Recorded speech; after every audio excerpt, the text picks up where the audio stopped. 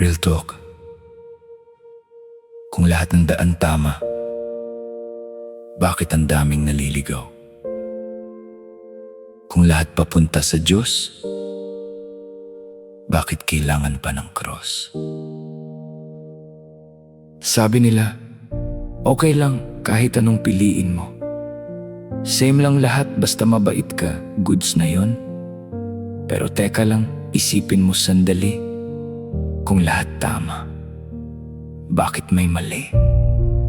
Kung lahat daan papunta sa langit, bakit may babala si Jesus na makitid ang path? Hindi ba weird na gusto natin ang truth sa buhay, pero pagdating kay God, kahit ano na lang ang style? Hindi lahat ng daan tama. Hindi lahat ng ilaw liwanag.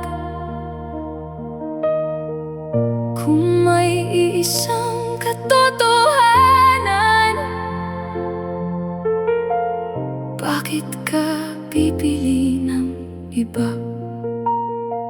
Hindi ito about religion, hindi ito about score, hindi ito paramihan ng good work sa door. Kasi kung kaya mo sarili mo, bakit pa may cross? Bakit pa naghirap si Jesus? Ha! Hindi siya teacher lang, hindi siya guide lang, hindi siya option sa listahan. Siya ang daan, hindi isa sa marami. Siya ang tulay, hindi shortcut ng sarili. Hindi lahat ng daan tama. Hindi lahat ng ilaw liwanag. Kung may isang katotohanan, bakit ka pipili ng iba? Paano kung totoo? Paano kung ngayon ang chance mo?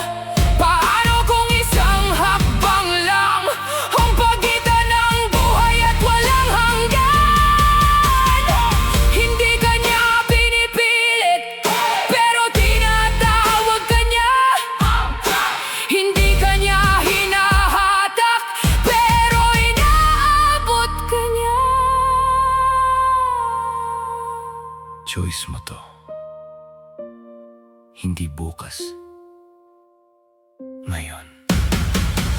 Hindi lahat ng daan tama. Hindi bukas, ngayon.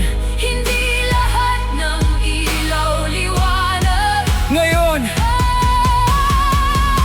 Hindi lahat ng daan tama.